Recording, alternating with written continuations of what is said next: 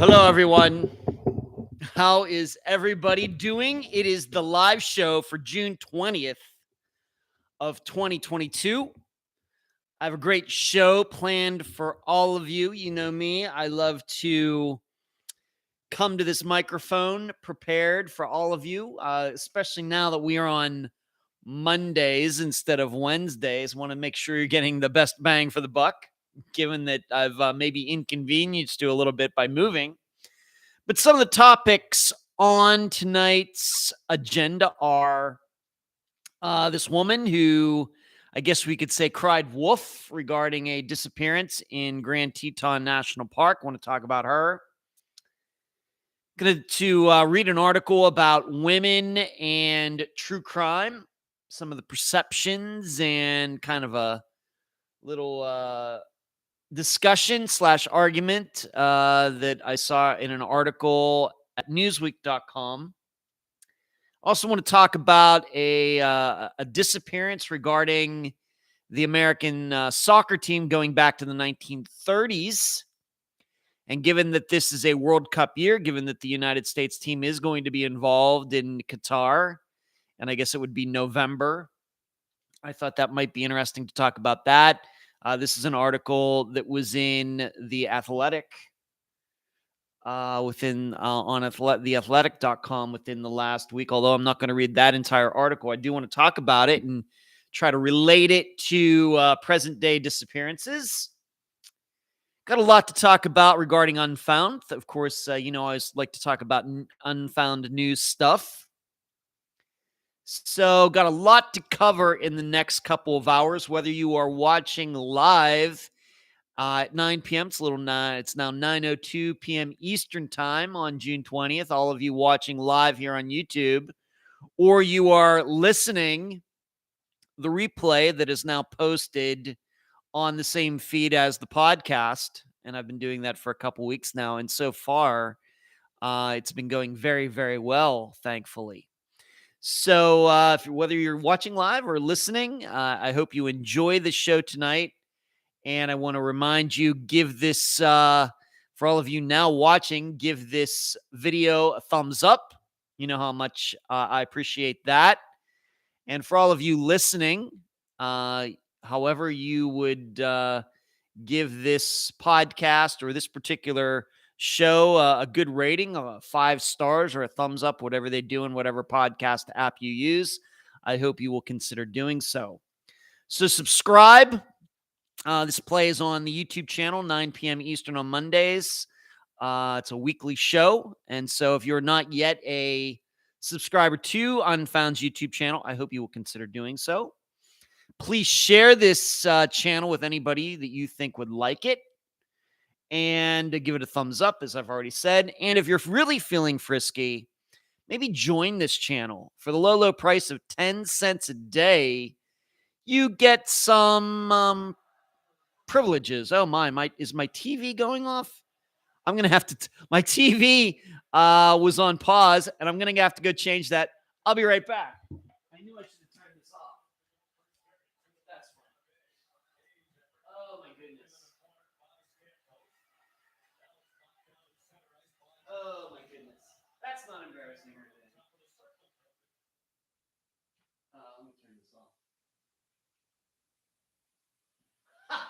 Well, that's not embarrassing or anything. Well, at least now that you know, I do wear, even though you only see me from like the chest up for all these shows, you'll notice I do wear shorts or pants when I do the show. You just saw that me having to walk up and go turn the TV off and then come back. What happened was I was doing some work and I was watching a movie on, what was it, the DVR, and I paused it. Well, after a while, if you let it on pause for too long, it'll just go off and it'll go right to TV, and that's what happened. I forgot all about it. So, live action, dude, what was that? I think what was playing there was the hockey game. Not much into hockey, but the Lightning and the Avalanche. But what I was actually doing before, when the TV was paused, is I was watching one of the Despicable Me movies. Yes, me, 51 years old with no kids, watching Despicable Me. but I put it on pause because I was trying to concentrate on something, and I forgot I had it on pause before I started this show. So once again, I hope that you will consider joining this channel, becoming a member for the low price of 10 cents a day. Get some privileges. You get an Unfound update every day. Haven't done one yet for today. I'm going to do it after this live show is done. You get the Friday episodes early, and so you get of course, the Unfound Nows that come out. You get those a week early. So I think that those are some neat things that I think you should consider. And like I said, 10 cents a day. So let's see who's in here, and then I'll move on to some of the items that I've brought to the table tonight. Fishing says fishing is confused, getting a lot of notifications. I don't know why that is, fishing. But it's good to see you. You are first tonight. Kathy, Karen, the real, apologizing for not being in the think tanks. I'll get to the think tank in a little bit. Hello, Moana. Twinkle. Kathy says her favorite color is blue. And we got Coffee saying my hair looks better every week. Oh, you're too kind, Coffee. Thank you. And I think my hair is blushing. Hello, Donna. TD, yes, that was live action. Twinkle says working in the jammies. Thank you, Crystal, for the thumbs up. And you're going to have to, I want to pronounce that correctly. Aoife. Aoife? Coming into us from our friends to the north, Edmonton, Alberta. Edmonton Oilers, where Wayne Gretzky played before he abandoned Canada and went to the LA Kings way back in the 1980s. Crazy. All right, so what's going on? You know, I always start out these live shows with a little bit of me. What's going on in my life? I've been trying to practice disc golf. I've gotten some practice in since last Monday. I think I said last Monday that was not playing enough, practicing enough, especially considering that Worlds are coming up here in about 3 weeks. So I've been able to practice a couple times since you saw me last. And then yesterday I got my butt out of bed at like 8:30 in the morning, which is tough.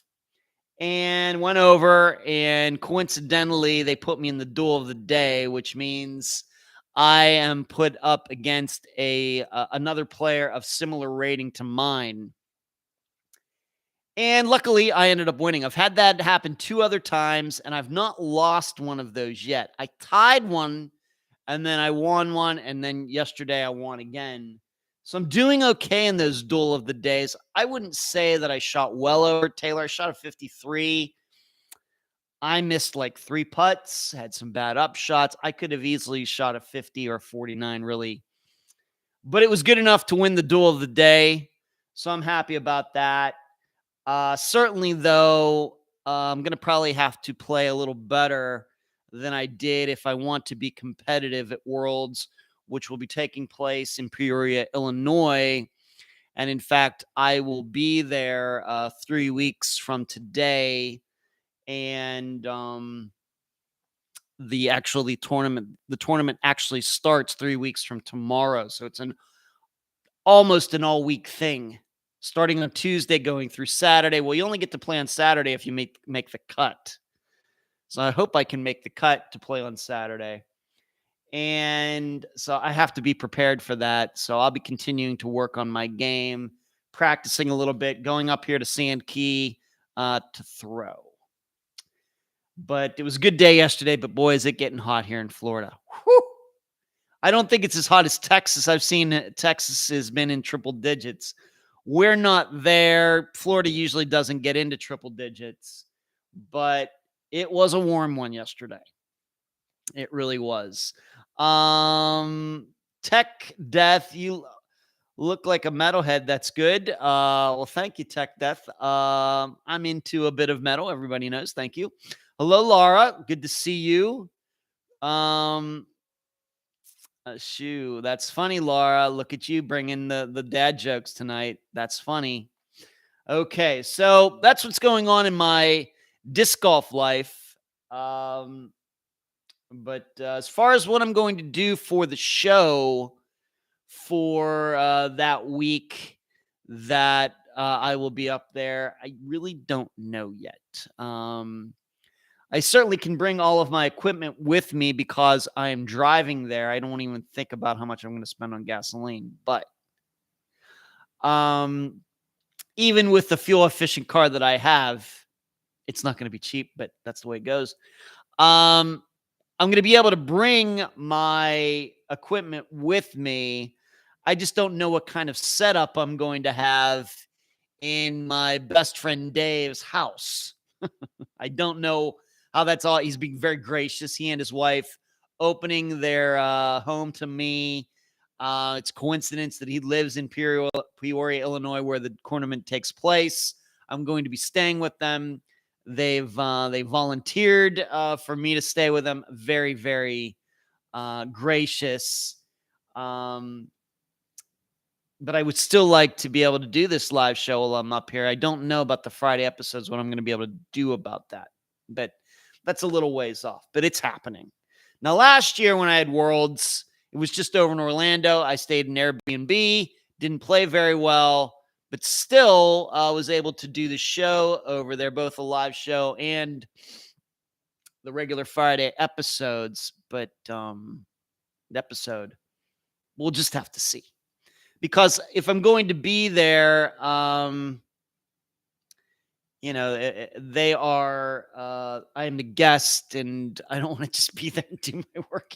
I want to spend some time with Dave. I haven't seen Dave and his wife since maybe 2017 or something like that. So it'll be a good get together, and I only play one round a day. So there's going to be a lot of time, probably after the round that for things to do. And hopefully we'll do some of those things. Maybe go out to eat, maybe just hang out on his porch and talk about the good old days and things. So I just don't know how much work is really going to get done. So moving on, speaking of my TV, this time last week, I think it was on Monday that this TV showed up and I had hooked it up and I was just getting familiar with it before the live show last week. Well, now it's been a week into my life with this smart TV, and dare I say, I am loving it. Absolutely loving it. I can see why all of you who have these smart TVs love them so much. They are so versatile. One of probably the neatest things is being able to, I'm using my MacBook here, but the notes of everything are off here to the left. But either one of these laptops can be, I guess, what we would say projected or connected to the TV. So the screen ends up on the TV. And dare I say it, that's going to save my eyes for a couple years. In fact, just a couple days ago, I even wrote that being able to post all, put things up on the big screen is going to keep me from having to get reading glasses for a couple more years, which I'm kind of happy about that. But what I've really been using it for is most of the work that I do for Unfound is on my HP. Really, when I use this laptop right in front of me where the camera is, I use it. This is where this computer is where all the episodes get made. This is where GarageBand is. This is where I use iMovie to make the videos, all on this particular computer. So I find myself usually doing most of the research and writing and all that other stuff on my HP, the new HP laptop that I got about 6 months ago. So what I can do with this one is if there's like a disc golf tournament going on, as there was this past weekend, I can put the disc golf tournament on this and then connect it to the TV. So I'm watching the disc golf on the TV while I'm doing my Unfound work, and it's absolutely spectacular. So versatile. I do have a Netflix account. I do have a Disney Plus account. And so I've been using those, been watching a few things here and there. And it has been really, really cool And it just seems to go so seamlessly between regular TV, or if you want to watch the DVR, or you want to watch Disney Plus, or, I know that all of you have been doing this for years. I know I sound like you're all probably like, well, where you been, Ed? You're a little late to the party. Oh, that's true. But it's been fantastic. So I once again want to thank the owners of this condo who acted very quickly when the other TV, I said, this other TV is not doing so hot. And within a few days, this TV ended up here, and it's crazy good. So that's what's going on in my TV life. And, like I've jokingly said, I may never leave this condo again. So let's see what everybody else is saying here. Marama, Mayor Star says, I'm so glad I'm actually catching this. It's live. Hello. Well, welcome. Maybe you're new. And there's Cherie. She wasn't sure if she was going to make it in. Just wanted to say hello. Been missing y'all. Driving back from the airport, so I can't comment, but I'll be listening. Well, thanks, Cherie. Cherie has been on a vacation, a well-deserved one, might I add, and she's gotten to spend it with her children, doing a lot of cool stuff. If you remember last week, she wasn't here to be the moderator because she's on vacation, and I think that's just great that she can get together with all her kids and have a great time. But she did tell me she wasn't sure she's going to make it, but she's in the car now. And hello, Christy. What's going on with you? Scary says, can I come play your Pac-Man game? I don't have many visitors, Scary, but I appreciate the thought. It has been played a little bit. As I've stated, I'm not a big video game person, but it's kind of just for the ambiance. You come to my place, and like I said, it's not I rent, but I've kind of set it up to reflect who I think I am. It's kind of, you walk in here, you see a lot of music posters, you see some of the awards that I've gotten for disc golf. Of course, you see like the unfound pictures and things on the wall. I got a lava lamp right over there that's always on, kind of going. Over here, I'm going to turn the thing real quick. We got a couple of those Kiss and Def Leppard on that wall. Just trying to create a mood. And especially since the work that I do is so serious that it has to be balanced out somehow. So I think even though I'm not a big video game person, video games are kind of, of course, symbolize fun, laid back, relax, good time. So does the poster. So does that's what I'm trying to, the feeling that I'm trying to generate in here. But, and you should know that is not an original Pac-Man game. That is one of those you can get like at Walmart and put it together, and they're like, I don't know, $250, $300. It's one of those. And the other one is Street Fighter 2. Mario says, Les, we do love our smart TV also. It's very convenient. Yes. Tech Death, have you done any Delphi? You mean the Delphi murders? Is that what you mean? Tech Death, that's just what I think of. First of all, I've talked about it many times on previous live shows. Don't plan on talking about that tonight, though. Hello, Marcus. Marcus is a member of the channel. Look at you, Marcus 1415 in the green. I'm loving it, Marcus. Thank you. Ed doesn't want you beating his high score. Don't give away my secrets, Marcus. Mary, yeah, my fiance had once bought a very big arcade game thing like yours he had in his place. It was so big and very hard to move. These are not very big. Like I said, this is not an original. The original Pac-Mans, if they're in good shape, are huge money. This is the ones that you can get like in the big cardboard boxes and put together yourself. I've had those for a couple years. But they are great conversation items when people come over, but I don't have many visitors. It's easy to move. Yeah, it is easy to move. It's not very big. It's really not. It's hard to tell how big it is from here. It's not very big. So yeah, the smart TV is cool. I'm loving it. And if I were into video games, I can see, but that how it'd be so good. And the picture on this is just crazy good.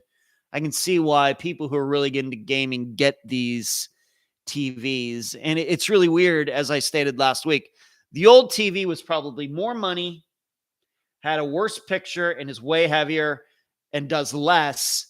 15 years later with this TV, it's lighter, it's cheaper, and does a lot more. It's crazy how the technology has just changed. It's just so crazy. So moving on, of course, yesterday was Father's Day, and I did call my dad, and we talked for a little bit. He had gotten his card. I had mailed it last Monday, and so he got it, I think, on Friday, and it was a pretty good joke about mowing the grass. It was something along the lines of what do fathers do? First of all, they have a child, and then they put the child on the lawnmower. So it was something like that. And so then you open it up, it said something, I hope your Father's Day kicks grass. And that was very relevant for me and my dad, because mowing grass was a huge part of my upbringing in Guimond Township, Pennsylvania, because we lived on 3.5 acres and it was mostly lawn. There were some trees, mostly grass, that you had to mow. And even on a riding lawnmower, it would take like 2.5 hours to mow it. And of course, during the summer, would probably do that twice a week. You spent a lot of hours on a lawnmower if you grew up in the Densel family. And my mother really didn't do any mowing until I kind of moved to Las Vegas. So it was basically me and my dad, and it really what that meant, it was mostly me. He would be the one who takes care of the tractor, sharpens the blades and everything, and then I would be the person out there doing the mowing. So I spent a lot of time on a mower back in the day, but it was nice once the technology kind of caught up that you could have like a Walkman with your headphones. Then it wasn't, so bad. But spent a lot of time on a lawnmower back in the day. So when I walked into the card section of Publix, which is the grocery store chain here in Florida, within 2 minutes, I ran across that card and I was like, oh yeah, this is it. So that was the card I sent to my dad for Father's Day, and we had a good chuckle about it. So, as far as the Pac-Man, yeah, but still a very cool addition. Yeah, I thought so. Mary, regarding the video games, Twinkle, I bet the lawn looked great. My dad, as I've told everybody, my dad's totally OCD. Yeah, everything had to be, the lawn always had to look great. The shrubs always had to look great. There could never be any branches or leaves or anything on the ground. Just, the shrubs perfectly like squares or balls or whatever they were, however we shaped them, and they all had to be level and everything. And one of the reasons, on top of everything else, is that the house was in a very high profile location.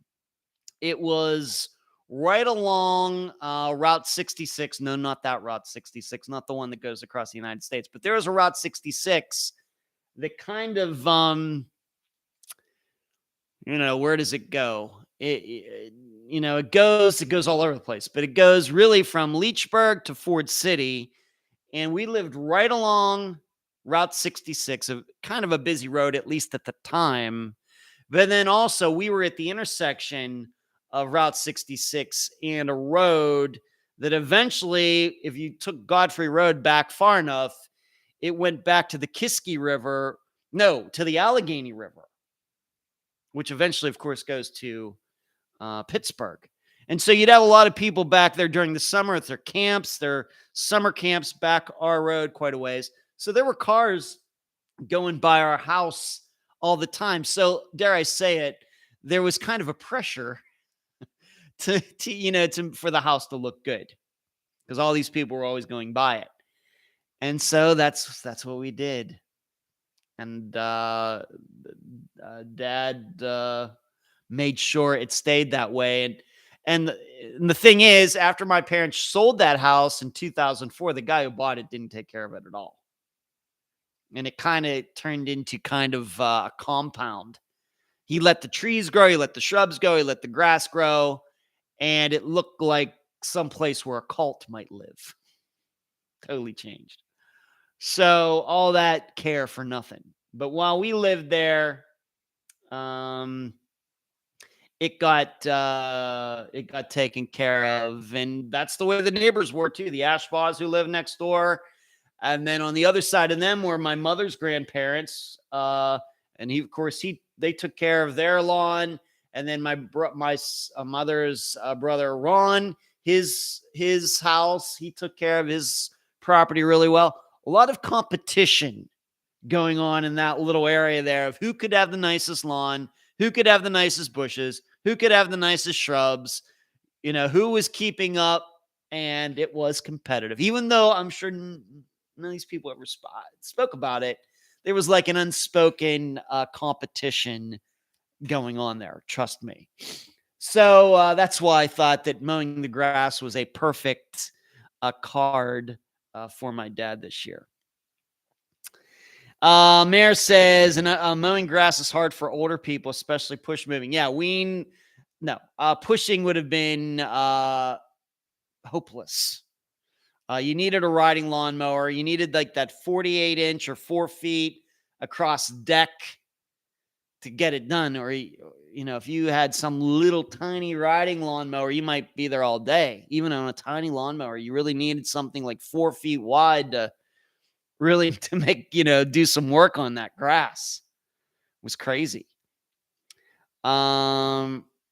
A noticed yard. Yes, Twinkle. I can understand Dad's OCD over the lawn. The older I get, the more picky I get. Well, watch that, Twinkle. Marcus, have you had an opportunity to talk to Detective Maines? Yeah, he was on the program way back in 2017, Marcus. And it's an episode that's still up. I'm going to say that happened in May or June of 2017. Yeah, I've talked to him. I haven't talked to him recently through email, but I did interview him way back when. Mayor says, we're here in a small town. Yard work can be fun, though. That's funny. Very common. My dad is a neighbor guy mowing for him now. Yard work is not fun, Mayor. Dare I say it. M says, hi, Ed. I was in Slippery Rock this week for my dad's funeral. He passed away in St. Pete's due to the heat. My son and I went to Bob's Subs twice. Wow. You're speaking to me there, Em. You're speaking to me. So your dad lived here in St. Petersburg, Florida, and then he got buried in Slippery Rock. Wow, that's really hitting home in both situations, Em. But I'm sorry, of course, you have my condolences. But I've been to Bob's Subs a couple times. My dad loves to go there, but his friends really, really, really love to go there. I was at Bob's Subs last summer when I went up to see my dad. So I know that, although we did not go to Bob's Subs when I was up there for February, but I've been all over Slippery Rock. That's where my dad went to school. Christy says 10 plus acres. I can't imagine mowing that. Christy cannot imagine it. Yes, we moved to Slippery Rock in 1975. Wow. Okay. Well, my dad lives in Renfrew, M. You know where that was. Okay. Well, that's really cool. I'll have to tell my dad about that. Thank you for passing that along. But once again, you have my deepest condolences. I'm sorry to hear that. Passed away due to the heat. It's been hot. Yes. Hello, Jasmine. It's okay. I'm the only person that's not allowed to be late. All right, let's get into the program. Let's get into the true crime part of this show tonight. Just want to remind all of you to please give this video a thumbs up as you are watching live.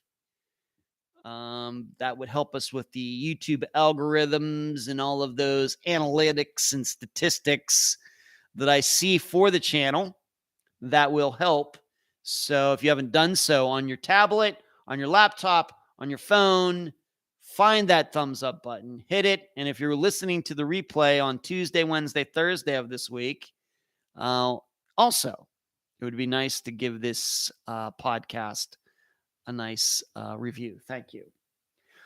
You know where I usually start. It's become a tradition when we first get into true crime information on the live show. I want to talk about the poll that is posted every Saturday morning regarding the disappearance from the previous Friday. And this past Friday, the disappearance was of Justin Gaines.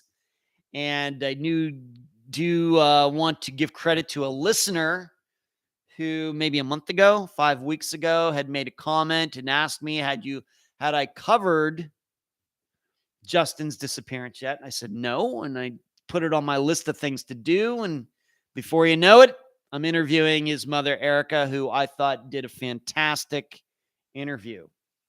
And as I continue to say, you do this long enough and you can tell the difference between the people who have done a ton of interviews and the people who have not done a lot of media appearances. And Erica certainly you can tell she's talked a lot about her son's disappearance. Probably got that feeling like with Heather Stuka as well from, 3 or 4 weeks ago. But the Justin Gaines poll, and I asked, what do you think happened to Justin Gaines? If anybody who is new to the podcast or new to the live show, and you're wondering, Ed, why do you conduct these polls in the discussion group? What are you trying to do there? I'm trying to get a feel for the audience. I'm trying to get a feel for, they listen to the episode. What do they think happened?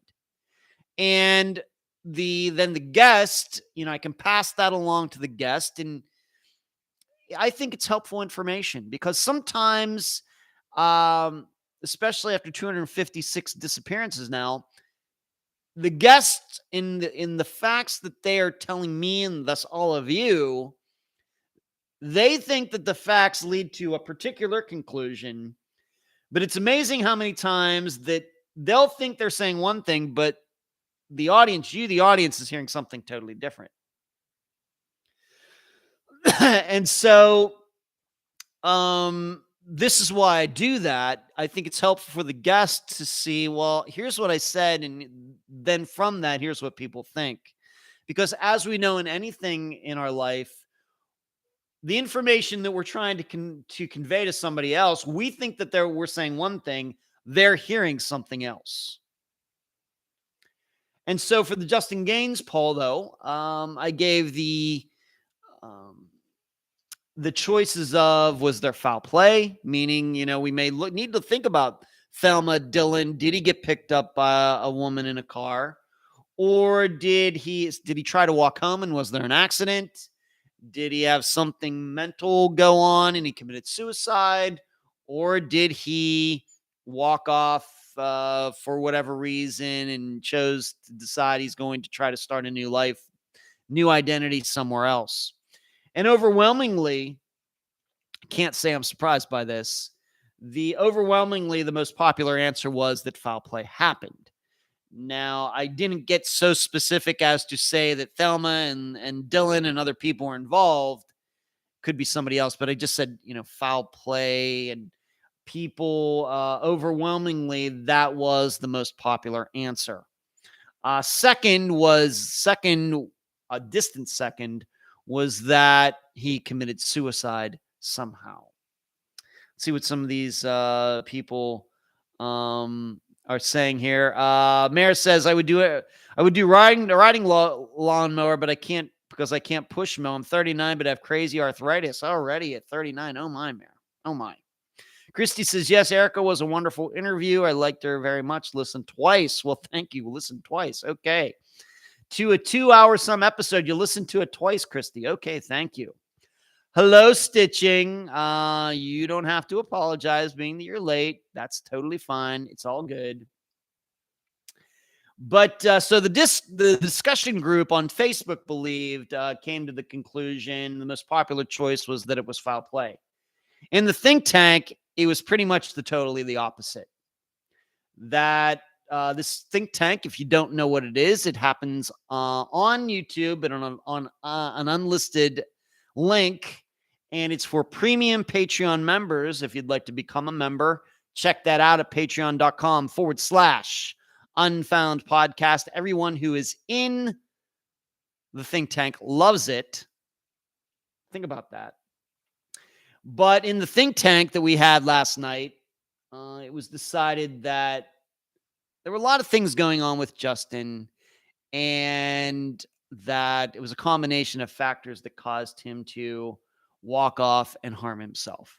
There were a couple people who were very open to the idea that there was foul play, but a majority in the think tank decided that he disappeared all on his own.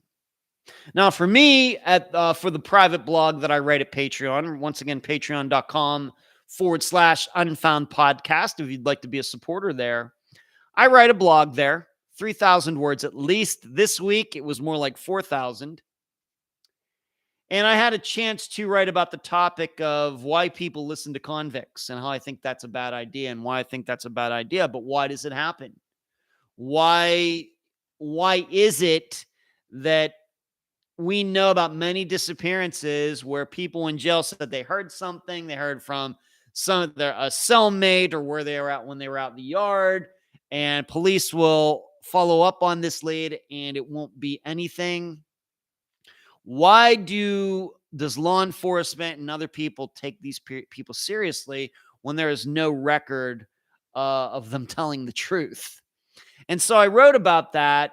I devoted like the first 2,000 some words of the blog to that topic. I love writing about topics such as that in disappearances. I love writing about specific and analyzing specific disappearances. That's what I do at the blog. But I also like analyzing, writing about general topics regarding disappearances as well. But I came to the conclusion that there was no foul play. I also kind of went along with the think tank and thinking that Justin disappeared all on his own and that it was not a factor of an accident or foul play or, going off to start a new life. There was just, seems to me, there are a lot of things going on with Justin. There was this thing regarding the credit card fraud that I think still is a big question mark. There's just something about it that still seems odd to me. And, he could have gotten into Wild Bill's with a regular ID. Instead, he was using somebody else's ID, which means he was getting in there because he wanted to drink. And then we have to start thinking about that. And he was continuing to do that, even though he had just got caught underage drinking, but he was still doing that. Just seems some things just kind of going along. I also cannot reconcile, although we came up with a lot of different reasons that this could have happened, but it still doesn't sit right to me that here he was at Wild Bill's and he knew a lot of people there. He went there often. On video inside Wild Bill's, it showed video. He was hanging out with people, talking to people. Well, why didn't he get a ride home with one of them? Why did he feel motivated to try to call people who weren't even there when he probably could have gotten a ride from someone there? It was not like it was like 2 hours away. He lived like 6 hours away, or 6 hours, 6 miles away from Wild Bill's. Somebody couldn't do him a favor, give him a ride home. Instead, he's calling people. That also seemed weird to me. So that's why I came to the conclusion that I did. I, of course, hope that he's still alive out there somewhere. Of course, that would mean that he did change his ID. But I have to tell you, there was nothing that I heard from what the Dylan video and the white van in Lake Lanier. There's nothing in any of it that I found to be believable at all. Zero. Maybe that's me just being jaded after 256 disappearances. But there's just nothing that spoke to me as being honest and truthful and factual at all. Even though I know the general public will hear these things and think, oh, wow, that sounds like some great leads. To me, it sounded like the exact opposite. So there you go. Donna says Erica was great. Thank you, Donna. Mayor says, I'm going to look into the think tank. You should look into the think tank. Go to patreon.com/Unfound Podcast. Mayor, would love to have you as part of the think tank, or at least become a supporter there and at least get to read all the blogs that are right there. Christy, really, I'm surprised. Why do they think Justin hurt himself? As I just explained, Christy, I think it was a lot of things going together. It's not any one particular thing. It's there's just nothing believable regarding foul play. Him being picked up by a blonde in a car, it sounds like just something that somebody would say right off the top of his or her head. No facts to back that up. Justin just got caught, as I just stated. Justin got caught within a month before he went missing, got caught underage drinking, and it seemed like it didn't teach him a lesson at all. He just went right back to what he was doing. It kind of says something to me. Not taking any precautions, still using a fake ID. Doesn't mean he deserved to go missing, but I think it does show his mentality. I think that, granted, he was 18, he's not 35. I get that. But I think we also know when we get caught doing things that are going to cause us a fine or something like that, most of it, even if it's just getting caught speeding, at least for a while, we're going to be like, you know what? I don't need one of those again. And so I'm going to behave. I'm going to drive the speed limit. I'm going to make sure I use my turn signals. I'm not going to tailgate anybody. That's what. Now, granted, ultimately, probably we're going to go back to speeding and everything else and take those chances. But at least for a little while, you're going to go back to following the law. Doesn't seem that was ever a consideration for Justin. And that says something. That shows part of his mentality. Maybe something wasn't thinking all of these things through, on top of the fact that he never told his mother about it. Erica did a great interview. This case reminds me of Kevin Newens. Yep. I agree, Laura. Besides the fact that Kevin was clearly intoxicated and kicked out of the bar, whereas though Justin left on his own. Christy, I don't know. I think he needed a ride. Why would he look for a ride if he was just going to hurt himself? Well, Christy, that's a good question. But Christy, you also have to remember we've covered at least 3 disappearances where people called for rides, and when the ride showed up, the people weren't there. And Laura just mentioned one of them, Kevin Newens. He called for his sister to pick him up. Instead, his mother showed up. He wasn't there. Crystal Morrison, halfway through her day of work, called the guy who was taking care of her son. Hey, I'm not feeling very well. Could you come and pick me up? He shows up a half hour later. She's not there. We now know that she walked down the street, walked into the woods, and died. The other one is Deborah Bowman, which happened right over here in Largo, Florida, at the medical center there that I go by all the time. She went to the medical center. She called for somebody to pick her up. The person showed up. She wasn't there. So this is a thing.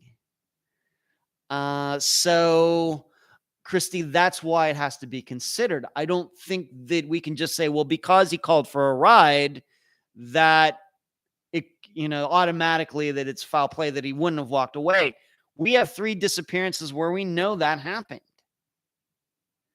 So we just can't ignore that. We have to think about that. And you're right. It is a lot like Kevin Newens. Thank you, Laura. So, yeah, we'll see. Not good leads. He had issues. Coffee says, "Hey, there's Coffee. Hello, Coffee. How are you?" Boston, finally, I made it to a live listening while cooking. What do you cook, Boston? You have to tell us what you're cooking. If you're going to say that, you got to tell us. Hope everyone's having a great night. Wait a minute. What happened to my green? I don't know, Boston. You got to get back into the green and be a member on the channel, Boston. Thank you. Christy, yeah, but that's cause bad guys get them, right? I don't know. No bad guys got, Crystal Morrison called for a ride. She died of natural causes. She walked off all by herself. It was not a murder. Kevin Newens, I still don't think there's any proof to think that he ran into any foul play, even though people do believe that. Just telling you what I think. Mara says Justin's case very sad. It seems realistic that he could have done something to himself, risky behavior a bit. I would say, yeah, I usually try not to repeat same crime or law-breaking stuff, right? Ferry says a lot of people walking and disappearing. Yes. Yeah. Yeah. So Christy, when it comes to the analysis of a disappearance like this, we have to think about that.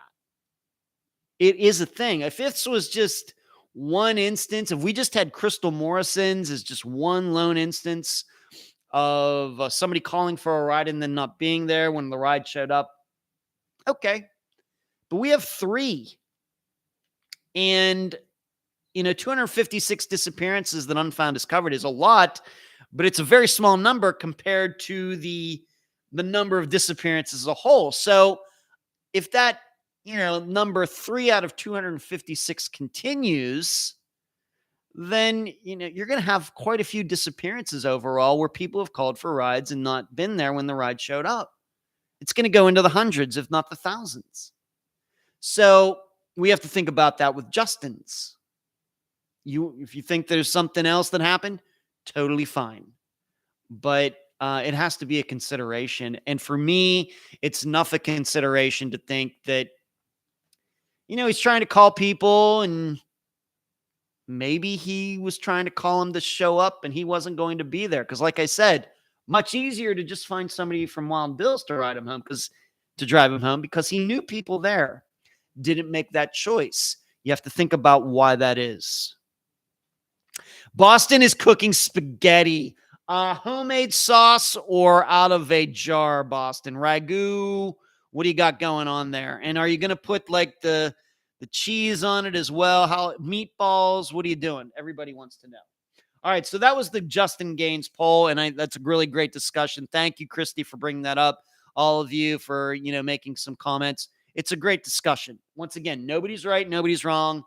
I'm just telling you how I think, and all I'm trying to make sure is when anybody is analyzing any particular disappearance, that they're remembering other disappearances that are similar and, compare and contrast. All I'm doing. Boston says, I can't cook, Ed. I bet you can, Boston. Mara, oh, yeah, it's scary thinking about taking a walk and then you're missing pizza rolls for my son for now. Pizza rolls. Okay. The Dr. Telesco show.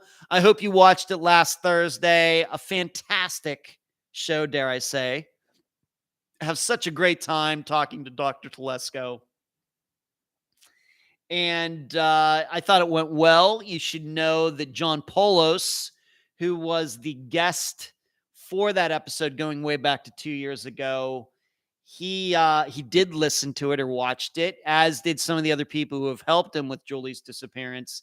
And he actually called me on Friday and thought it was really good. I love hearing from the guest who says, yeah, the way you covered Julie's disappearance was really good. He and I had a very constructive conversation, but he thought that the coverage was really good. Made me very happy. Granted, he and I still don't see eye to eye regarding what happened to Julie. But dare I say it, and, I'm going to try to break my arm while I'm patting myself on the back, is that I think during that show last Thursday with Dr. Telesco, that I think I represented the Will Parks argument very well, even though I don't personally think that's what happened. I think I represented it pretty well. Stating that seemingly Will Parks was in this group with Julie. The problem is, I would say, I don't know if there's still any proof of that. People say things, but nobody's seen any paperwork to that effect. It's believed that he knew Deborah Swanson, but how did he know her? Some other club? Well, then did Deborah know Julie? It just seems to me to get a little complex very quickly. And on the top of everything else, I just reject eyewitnesses who show up like 30 years later and saying, "Oh yeah, I saw the whole thing." So that's me. However, I have a responsibility. I don't ever want any guest to feel like I'm, undercutting them or anything like that. So I try to play it as straight as I can. And in fact, I probably a lot of times shade more in the guest direction than my own for that reason. So I thought the show came off real well with Dr. Telesco. There will not be a show in July. I don't think Dr. Telesco would mind me saying the reason there won't be is because she's going on a fantastic vacation. I know where she's going. We're going to get into that, but she's going on a fantastic vacation. So we will get together again in August. And then as she stated in the show, she and I are going to get together in person late in September. I'm going to go down there September 22nd. I'm going to speak to a couple of her classes. And then that evening, we're going to do the live show in person on the campus. Can't wait. Can't wait. Going to be so cool. Can't wait. So I hope you watched the Dr. Telesco show from last Thursday. If not, you can either go to their website, the Fischler College of Education, School of Criminal Justice channel, or you can go to theunfoundpodcast.com, and there is a page devoted to the show from last Thursday. As far as Julie Weflin, will it ever get solved? Hard to say. I think even though I'm not believing that Will Parks caused her disappearance, I think the next step needs to be somehow get a warrant to go over his property. That seems like a next logical step, and check it out. Nobody's been able to do that. So we'll see. All right. Moving on. What's everybody saying? Boston, am I fixed? You are fixed. And you're looking mighty, mighty fine green there, Boston. Thank you for re-upping on joining the membership. Good to see you, and good to see you in the live show tonight. Coffee says Ed had an Italian mom. She did. And she was very Italian, my mother. Not Sicilian, though. She was Northern Italian, getting up there in like near Germany and Switzerland. So she was not Sicilian. She didn't have those darker features, the darker hair. She looked a little more, kind of a mixture of like Italian and German and Swiss kind of. But she had a very Italian last name. The funny thing, though, Coffee, regarding the sauce is that I think I really hurt my mother's feelings one time when I told her that, Mom, if you just want to use like the sauce out of the jar, that's fine with me. Like Prego or Ragu or whatever it was. Did not make her day. But she did know how to cook. But I have to be honest with you that eventually my dad became the cook in the family. My dad will tell you that after I moved out of the house in 1998, that my mom did not do a lot of cooking after that. My father did most of the cooking. And I don't think my dad's just saying that. I believe that to be true. So she cooked for like when I was in like elementary school, high school, college. But after I moved out, I think my mother was like, hey, maybe Ed Sr. can take over the cooking now. Thank you, Boston, for your support. I appreciate it. Thank you. That Coffee says you told her that. Coffee, I did tell her that. But, my mother really was, although she was a fine cook, really where her expertise was in baking. Cookies, cake, pies, apple fritters, stuff like that. That's where she really excelled. That was her specialty. And she really loved doing that a lot more than your regular, what you might call regular cooking. So she continued to bake right up until she died in November of 2018.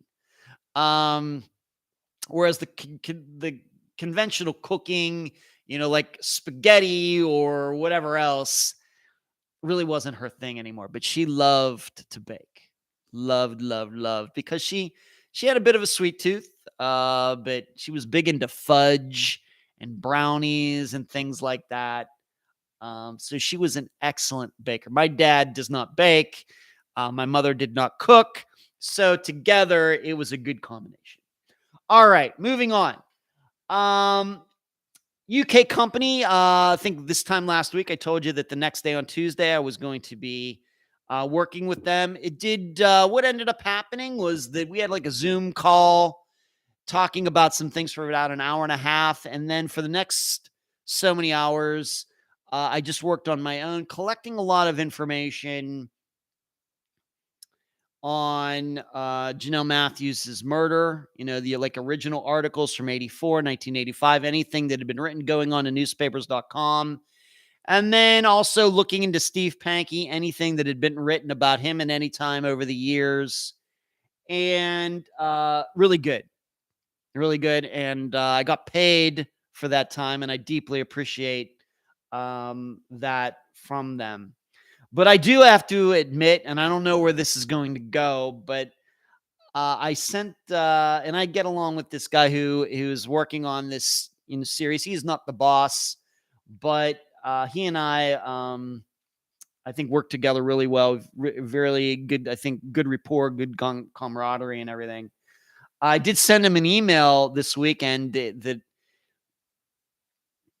just kind of politely asking that, I don't know where this series is going to go, but, if you're planning on having a host or you're planning on doing some sort of voiceover type of situation, I would certainly like to be considered for that. It's not come up. If they don't want to do that, that's totally fine. But I thought I better ask. Once again, if you don't ask, then you might never get considered. So I thought probably a good time to do that. Sent them an email. Who knows what will come of it? Certainly have a lot of experience in either of those areas. So we'll see what happens. The only thing I would say probably that's going to hurt me is that they're a UK company. I think this is a series that is mainly going to be for a British audience. So, what's it going to be like if they have an American presenter or a presenter with an American accent? Yes, we Americans do have accents. To do the voiceover for a British show. So we'll see where that goes. But I thought I had to ask. I know you never, they know what I do. That's how they found me. But I do think that if the host of the series, whether it goes 3 episodes, 5 episodes, or whatever it is, if the person hosting it is actually the guy who interviewed Steve, who was, actually up on the stand, at least in the first trial, I think that gives some weight, to the show, gives some real legitimacy to it. So we'll see. But I had to ask. I just want to say that, dealing with them so far has been spectacular. And it does seem like this is going to happen, even though there's going to be another trial.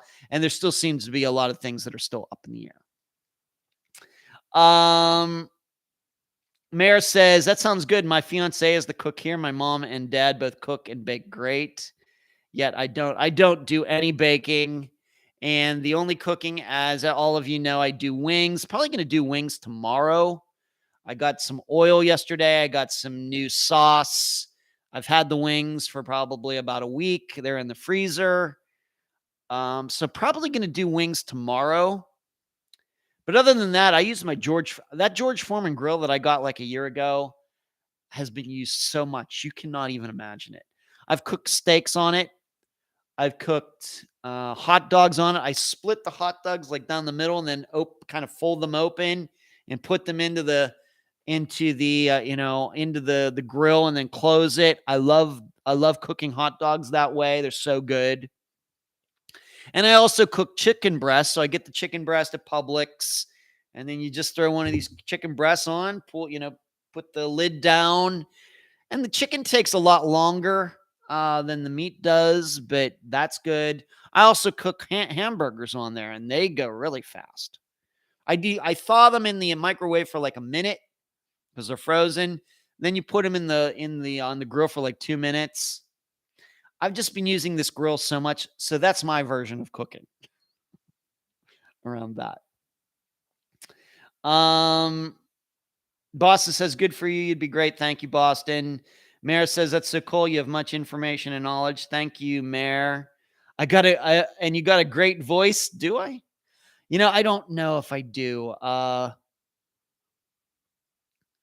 It's weird. I think a lot of podcasters run into this, that maybe it's different for me, given that I'd done some filmmaking and done some acting and it appeared on video and everything. So probably used to hearing my voice more than your average person before getting into podcasting.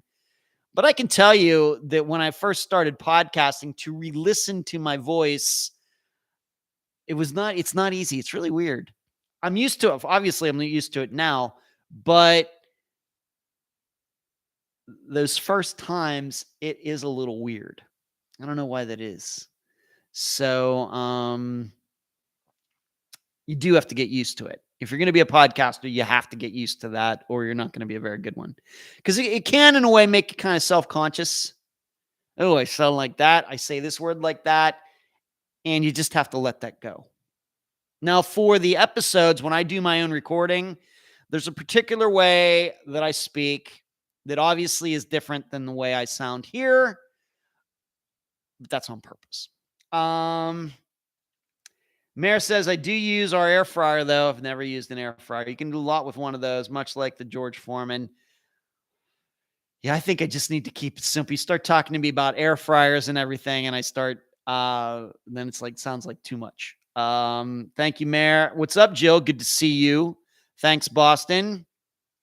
Karen says, I don't think your U.S. accent should matter. After all, it's an American subject. Well, that's true. Can't argue with that, Karen. Good point. Christy, I hate hearing my own voice. It's just weird to experience. It is. It is. All right, let me go into one of these articles. And the first one is I'm going to be reading for a little bit, speaking of hearing my voice. And it's going to be about this woman who got banned from Grand Teton National Park. So I'm going to be looking off to my left, your right for a little bit as I read this article, and I will have some commentary at the end. The woman banned from Grand National Teton Park in Wyoming for falsely reporting a missing person sighting last year says she did it to keep the search effort going, not to hinder the mission. Speaking over the phone from Greece, where she traveled for her 40th birthday, Heather Mikoski told Fox News Digital that she had admitted to the falsehood months ago and already paid back thousands of dollars in restitution to cover search efforts in the park. In the part of the park she claimed to have seen the missing Cyan McLaughlin. I did in fact lie, she said. I submitted a false statement, and it was all based on information that I had received. McCoskey said she has a long record of public advocacy for people and animals. Her ex-husband, Blake McCoskey, founded Tom's Shoes, she said, the ethical shoe manufacturer where she was once the head of its animal initiative, according to a Vogue profile of her in 2016. The National Park Service said last week that it received a deferred prosecution agreement with Mikoski, who was ordered to pay the U.S. Treasury $17,600 in restitution and banned from the park for 5 years after she fabricated the sighting to ensure search efforts continued in the sprawling Wyoming park. That is what she intended, she told Fox News Digital. I'm extremely sorry, and I would love to apologize, but I lied, she said. I hope that his family can understand that I wasn't trying to hurt the search or mislead anybody.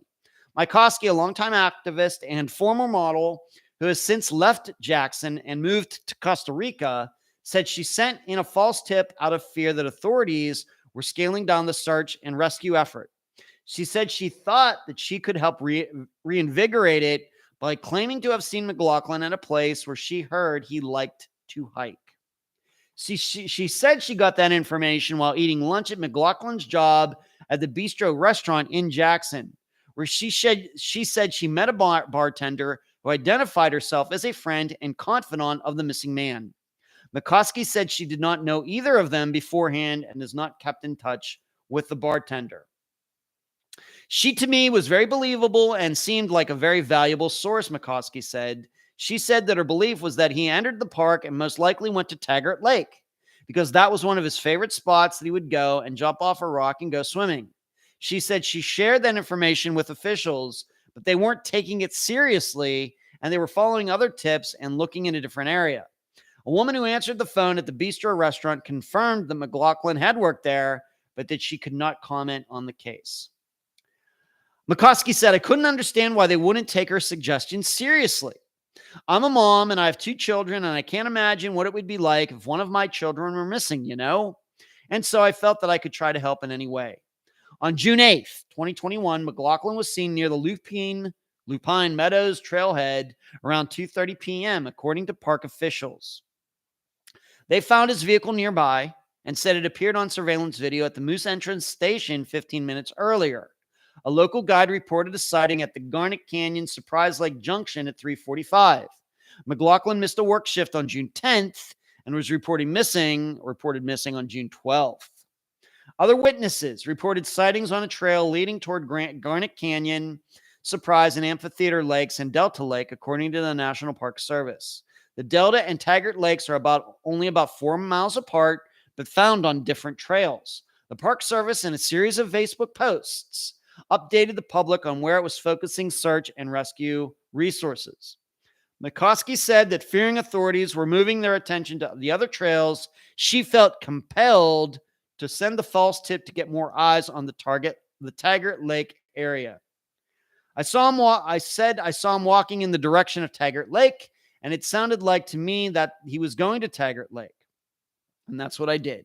And that's also my big mistake, probably the biggest mistake I've ever made in my life. I lied and I made a false statement that I saw him. An NPS statement said search crews wasted hundreds of hours following up on McCoskey's false lead.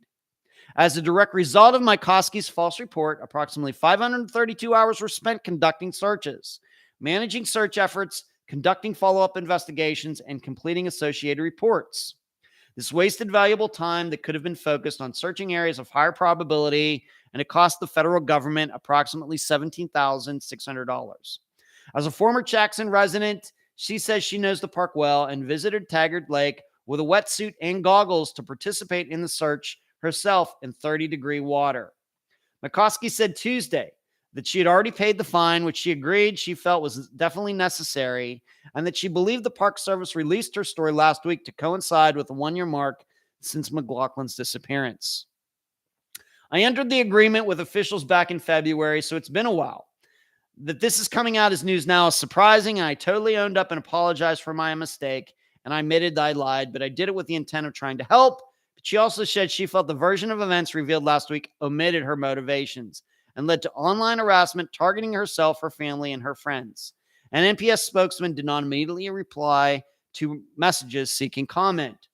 The search for McLaughlin will continue this summer, according to authorities, and park officials are asking anyone with information on his whereabouts to call 888-653-0009. Backcountry hikers are also asked to keep an eye out for belongings he is believed to have been carrying when he disappeared, including a red Apple Watch, a red iPhone 12 mini, gold glasses, a U-shaped silver pendant, and a white t-shirt. So that is that. And this is one more reason, by the way, that a lot of times we just have to take witness statements as not being true. This is just a very extreme case. You don't see many stories out there like this where it gets into the news that somebody did lie and they got fined and they were kicked out of a park, and there were penalties and everything else. Much more of the time, it's people who say things and they don't get fined at all, but it is eventually discovered that they were lying. This is also the reason, going back to Justin Gaines' disappearance, that you just can't take, people's words as being the truth. All right. So, first of course, don't do this.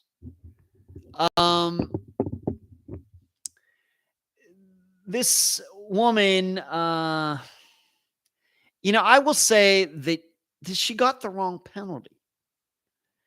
If they really wanted to give her a penalty that fits the crime, instead of banning her from the park, they should have made her live in the park and continue to, work with officials on searching for this missing man. And she's not allowed to leave the park, not until he's found. Of course, let's not get crazy. But let's say she has to live in the park. She has to, camp out. They'll give her the materials. You care so much about this missing man, you're going to live here for a little bit. And you're going to go look for her. That is a more fitting penalty than banning her from the park. Now, the irony of all of this is that she was so concerned about that guy, but she's not even in the United States anymore. She's not even in the United States. Part of this is she made this comment from Greece. I got to ask, is she still concerned about this missing man while she's in Greece? Is she still concerned about this missing man when she's in Costa Rica? Or are we more inclined to believe that she just did this to get attention for herself? Because it seems to me, if she was really concerned about this missing man, that she would have hung around, at least stayed in the state of Wyoming where this park is, if she's so concerned. Oh my, don't do this. I'm going to say this over and over and over. People, do not lie about seeing missing people. I know that there may be an emotional part of you that may feel motivated that, because you feel bad for the family or anything else. You're not helping the family by lying. You're not doing that. I realize that, unfortunately, the media moves on. The world continues to spin. It's very sad, but the media just can't keep covering the same disappearance hour after hour, day after day, week after week, month after month, year after year. Why? Because there are a lot of other things going on. This is horrible. This McLaughlin guy going missing. I don't know exactly what happened. It could be a suicide. It could be misadventure. He fell off a cliff or something. Maybe he got attacked by a bear. I don't know. Whatever. It's certainly sad. But, the world keeps spinning. We try to do as much as we can on Unfound. But even here, we're covering a different disappearance every week. That doesn't mean I forget about all the other disappearances that have happened. I haven't. I can look at any picture of any missing person that has been on the program. And I can tell you the name, and I can, give you an idea where it happened and maybe even the year.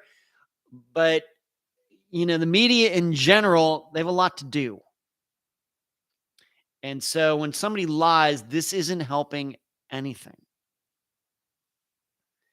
It gives the family false hope. And just because once again, she doesn't know where this guy is. She's just making stuff up. She's taken for a bartender that wasn't even in the park, but she kind of knew given that the guy was a coworker. Well, I heard he liked to go to Taggart Lake. What if he went to somewhere else that day? But here she is acting all concerned about, I'm so concerned about this disappearance, but she's in Greece. She's in Costa Rica.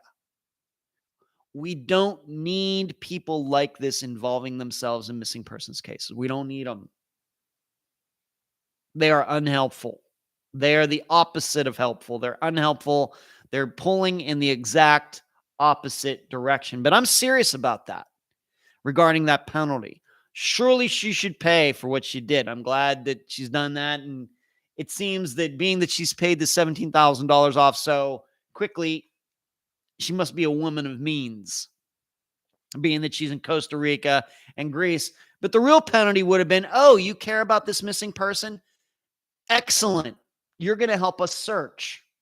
We're going to put you up in a little cabin here, and you're going to work with us for the next month. You're going to go out with our people. You're going to hike. You're not going to Greece on vacation. You're not going to some fancy place in Costa Rica.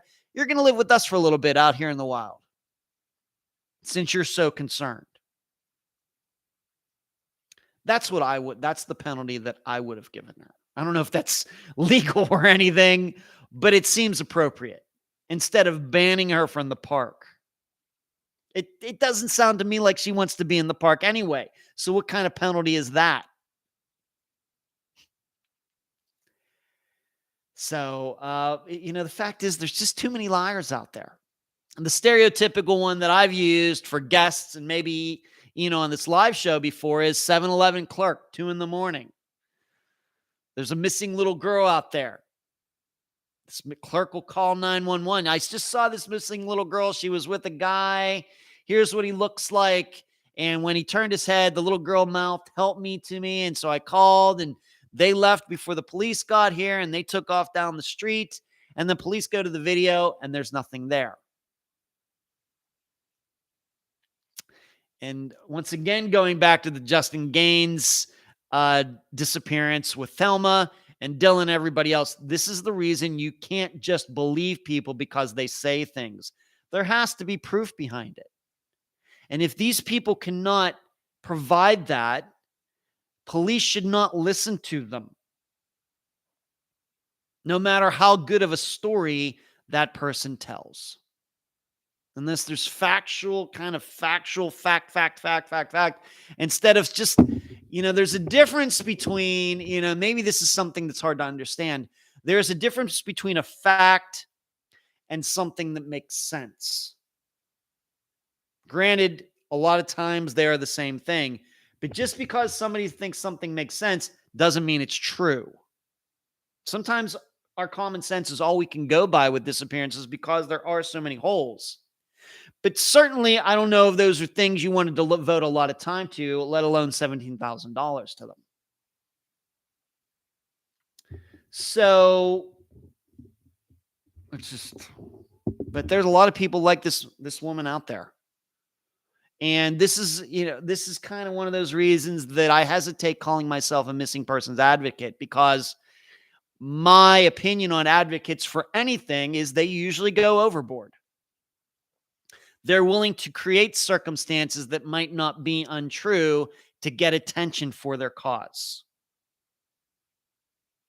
I'm not willing to do that. So let this be a lesson. Don't do this. Keep it factual. And I think that when people do get caught doing these things, the penalties for them maybe should be a little more creative. If they care so dang much about a disappearance, then they should be forced to be involved in it for at least a little bit to teach them a lesson. So there you go.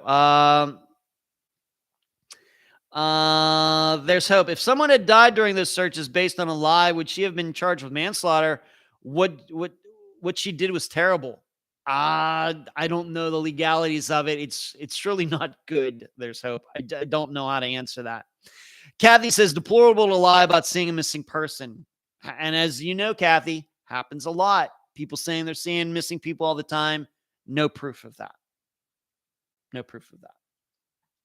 And, I should tell you, probably it's not obvious maybe by the interviews that I do, is that we don't talk about a lot of sightings of missing people during interviews because there's no facts to back them up. And as you know, I don't like giving credence to these types of things because, in my opinion, it only makes more of it happen. Well, if they're going to take me seriously on this, well, maybe they'll take me seriously on that. So I really have to watch it. With Justin Gaines' disappearance, it was unavoidable regarding Dylan and Thelma because it's out there. On top of the fact that Thelma did at least get charged with something, even though it got dropped. Boston, I don't understand how anyone could do that. It's an awful thing to do to a family looking for a loved one, making up lies that you've seen someone that's causing distraction in the investigation. Yep. Boston, happening all the time. Have we heard any credible sightings? Twinkle, you know my answer to that. If there are any sightings after the accepted day of the disappearance, I usually just dismiss them as being not true. Unless there, once again, there's factual evidence that it's the missing person. Now, families, they tend to believe all sightings. Most of them. Most of them believe, all of them believe most of the sightings. Me, I don't believe any of them. Once again, after the accepted disappearance date. Once again, because that is not how the human mind works. We just can't pick somebody out. You'll see a flyer of some missing person, and then you walk into a crowd of people. That missing person could be in that crowd of people. You could walk right by and not put it all together. That's just not how the mind works. That's why flyers generally don't work. Let's move on. I got a lot to cover still in 45 minutes. We are, if you're wondering regarding this becoming a podcast, we are going to have theme music for the podcast. It just hasn't been picked out yet. If you're wondering, because right now, being that this is becoming a podcast, it kind of just goes right into the show like I do here. For the podcast, I will do add a little production value to the audio version of this show. There will be music. It just hasn't been picked out yet. And if you really want to know, I've assigned Cherie that job. And so she's going to find some music that I can buy the rights to for very cheap, like I did for the theme music, and that I got at Pond 5 site. So she's going to go there, listen to some different things, give me some choices. So she's going to pick it out. So there you go, if you're wondering. Boston says, Ed, there was an interesting interview today with Dylan Sound's mom and the private investigator. She fired him. I'd love to comment on that. I don't know enough about it, Boston, and I just have a lot to cover before 11 o'clock tonight, but thank you for letting me know. There's Hope. Thank you for your generous Super Chat contribution. That's what There's Hope has done. Hit that little gray box with the $sign in the middle, contributing monetarily to Unfound's channel on YouTube. Thank you. And it says, it's incredible to me, all these people that try to insert themselves into these cases. And it seems like all cases have those types of people showing up. Keep up the great work, Ed. Yes, most disappearances do have people like this McCoskey woman. You just don't hear about them. They just don't become so prominent. And there's Hope. Thank you very much. You're very generous. And thank you for the nice words. Moving on. Did all of you have a chance to listen to the new podcast? I had talked about it last Monday. It's a series podcast on the disappearance of Joshua Guimond. And I thought it was pretty good. It was only maybe a half hour long, 35 minutes long. But if you've not listened to it, you maybe want to check it out. It is on Spotify and in other places. And I don't know how many episodes it's going to run. But if you've forgotten about it, you should check it out. Let me know what you think about it. I did speak to the host over Messenger on Saturday after I'd listened to it. Kind of talked about a few things that came up in it, and we had a good talk about it. But it's going to go for several episodes. I hope you'll listen. But that does bring me to a topic that was in that first episode that I do want to touch upon at least for a few minutes. And that is friends of missing people. And even if we do want to talk about Joshua Guimond's disappearance in particular, these people that were with him that night and in that dorm, whatever they were doing, playing cards or whatever. And, why is it that they've kind of vanished into the woodwork? You don't hear of any of them commenting. You don't see any of them, maybe posting on web sleuths or anything. They don't make themselves available to the media, even though Joshua's disappearance is 20 years old and it's fairly well known. And there's been a lot of coverage on it. What is this? And I think a lot of people default to, well, that's suspicious.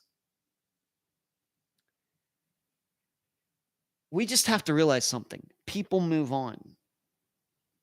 I think I talked about this already once tonight on this live show. People move on.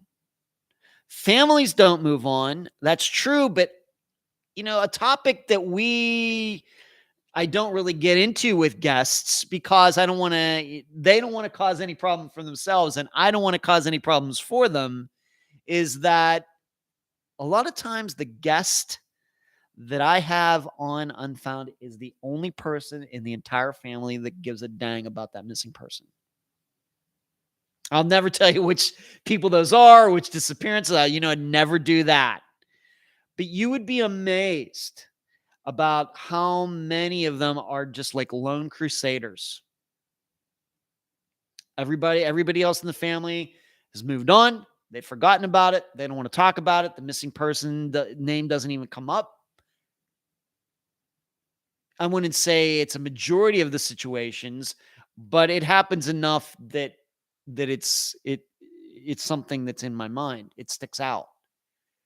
So when you start talking about friends of Joshua who aren't making themselves available and everything, it's not surprising to me. It doesn't automatically strike me as suspicious. Now, it very well may be suspicious. Maybe there is some fact out there that should cause us to look at Joshua's friends who were in that dorm with him that night. I've not heard any of those facts. So I'm inclined to believe that this is a situation where we know the truth, that he left on his own and something happened somewhere else. But always be cautious of that. If you are reading about a disappearance or listening to a podcast about a disappearance and the host wants to play up this idea, well, this missing person's friends, they don't talk anymore and they avoid interviews. A lot of times the hosts are going to make it out to be that this is some suspicious. Well, they must know something. I'm kind of the exact opposite. People move on. Boyfriends move on. Girlfriends move on. Family members move on. The world keeps spinning. People have their own lives to live. And especially for like these disappearances where a young man has gone missing and the girlfriend is left behind and it's not believed that she had anything to do with the disappearance. I mean, what do we expect these women to do? Stay single until his remains are found? What exactly are the expectations? You might think about like Brian Schaefer's. He was kind of dating that girl. He was supposed to go on that vacation. He goes missing. What was she supposed to do?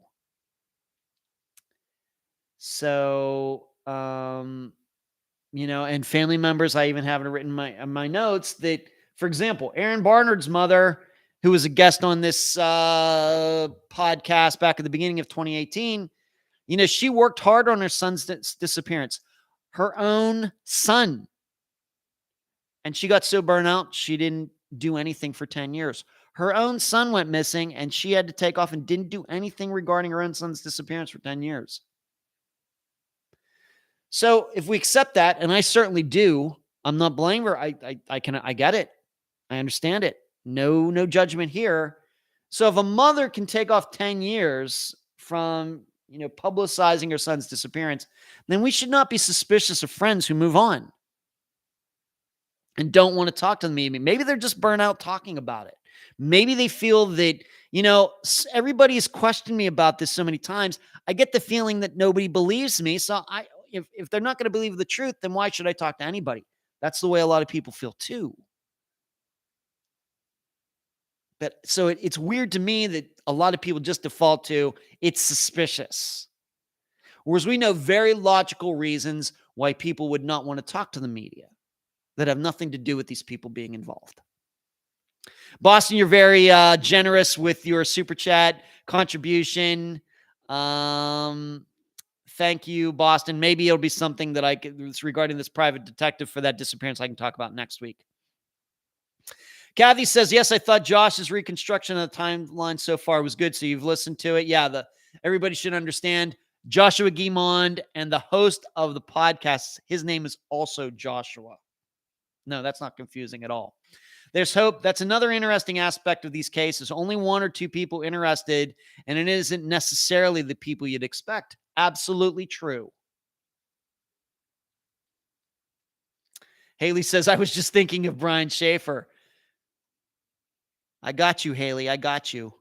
There's hope. I'm always learning new things. These are points I'd not thought about. I got a lot of time to think. There's hope. No girlfriend, no pets, no kids. Got a lot of stuff banging around up in this head of mine. Trust me. Julie G, maybe you've listened to the new Joshua Guimond podcast too. Excellent. Thank you for tuning into it. Like I said, I have nothing to do with it. I've just kind of communicated with this guy for a few months, and he said he was going to be doing this podcast. I gave him some advice. There you go. You should know that I did a paper interview. I talked about this maybe 3 weeks ago. I had been sent a template for an interview because they wanted to interview me, and it's going to be in some Arizona magazine or media site or something like that. It's called voyagephoenix.com. And I think I told you about it at the time, how I typed everything out and sent them my answers. That's going to be coming out within the next 2 or 3 days. So when it comes out, I will, of course, post the link on Facebook, on Twitter, on Instagram, I guess, on the website and elsewhere.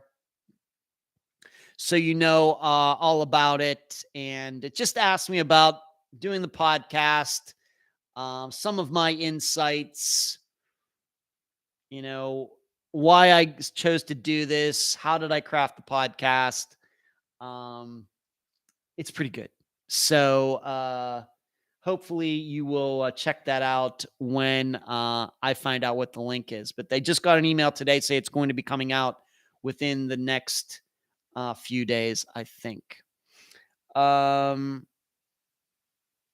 Julie G says, hearing Joshua Guimond's voice was something. Yeah, I think I had heard it before, Julie, but yeah, I don't know if many people have. If people get involved, that looks suspicious. So Coffee's going like the reverse psychology. It's when people do get involved, friends are a little too involved, is when it gets suspicious. That's interesting, Coffee. And Cray Design, hi from Belgium. Well, hello to you, Cray Design, if that's how you pronounce it. Good to see you. We got a Belgium viewer tonight. We got Australia. The real, I think she's in here still. And then we got Belgium all over the planet. That is crazy. Thank you for tuning in, Belgium. I think I was just watching your soccer/football team last weekend in the UEFA Nations Cup or whatever they call it over there. I was watching your team. I think they are involved. There you are, real. Okay, there you are. Just kind of chilling. Okay. Coffee. Yeah. Thank you, Coffee. Yes.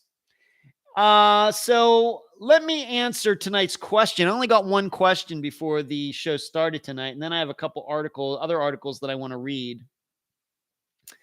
Charlotte, I don't know if she's in here or not. Charlotte asked me, how is my diet going?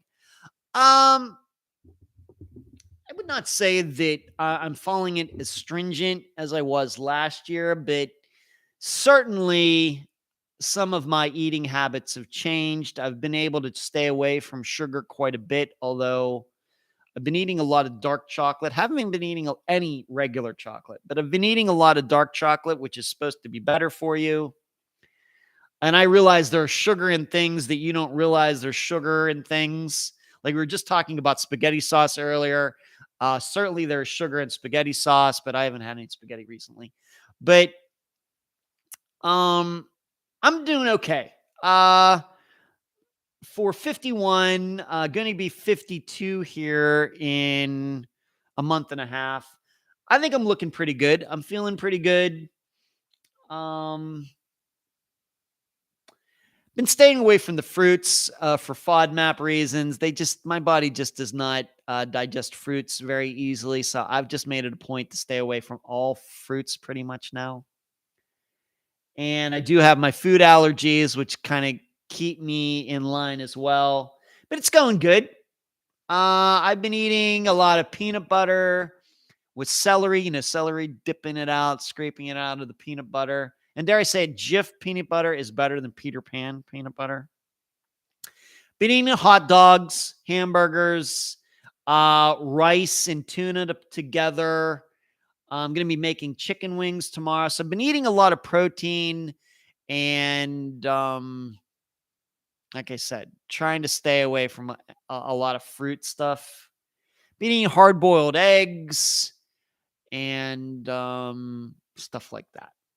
It's pretty much the same thing all the time. Every time I go to Publix, I'm buying the same stuff. Once in a while, maybe I cheat. Maybe I'll get some Cheez-Its, some potato chips, things like that. But not as much as I used to. And I've been going out to some late night cafes. I'm not much of a coffee guy. So I'll usually get like an iced chai tea, or I'll get, which this is going to have sugar in it, like an iced caramel latte or something. I'm not much of a coffee drinker, though. More of a tea drinker. And I've been drinking a lot of unsweetened tea with no sugar in it, which is usually how I prefer it anyway. So I think I'm doing fine. Nothing crazy.